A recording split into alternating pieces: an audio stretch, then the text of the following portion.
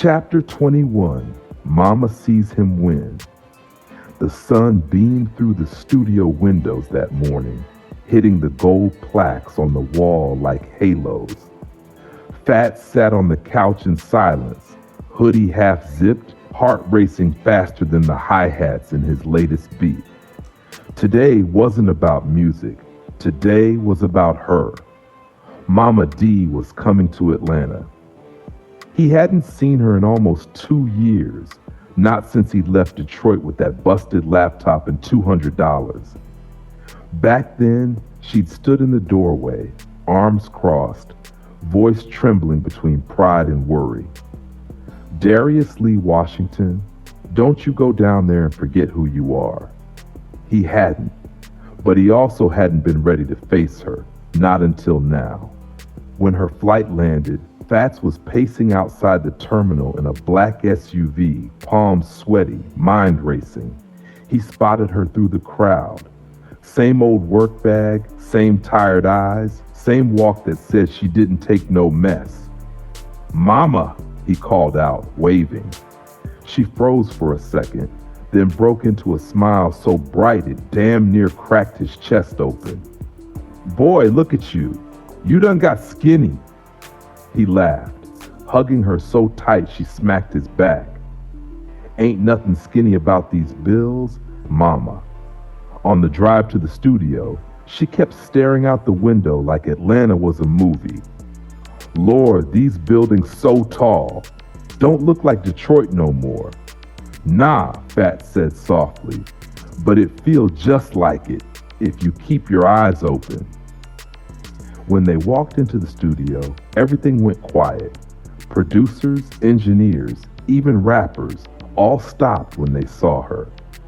Mama D looked around, wide-eyed at the walls full of platinum plaques and framed magazine covers. She turned to him.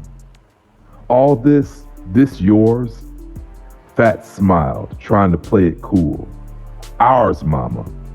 She took a slow lap around the room, running her fingers across the console, the mic, the pictures of him with artists. Then she stopped at one wall, the one where his first gold record hung. It was for Blood on Business. Her eyes watered. "This the one you called me about?" "Yeah," he said, voice breaking. "That's the one." She sat down on the studio couch and covered her face with her hands. "I used to pray every night you'd make it out them streets. Didn't know God was building you a whole world instead." Fats knelt beside her, grabbed her hands, and kissed her knuckles.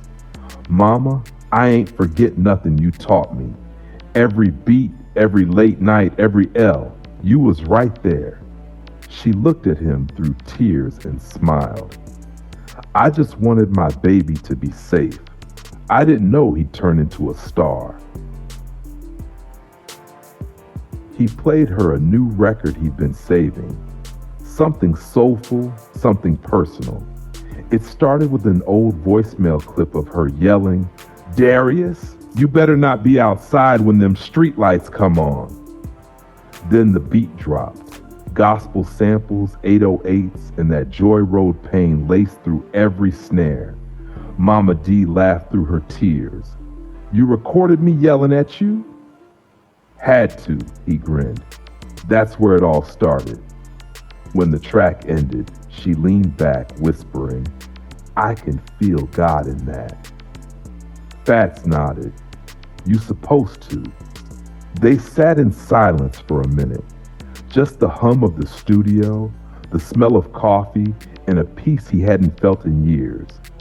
For once, he wasn't chasing anything.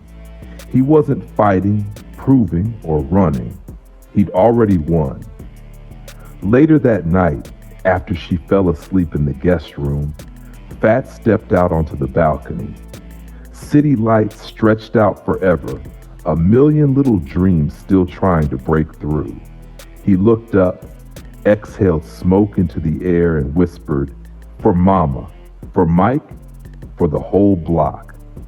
Then he cracked a smile. Grind hard or stop.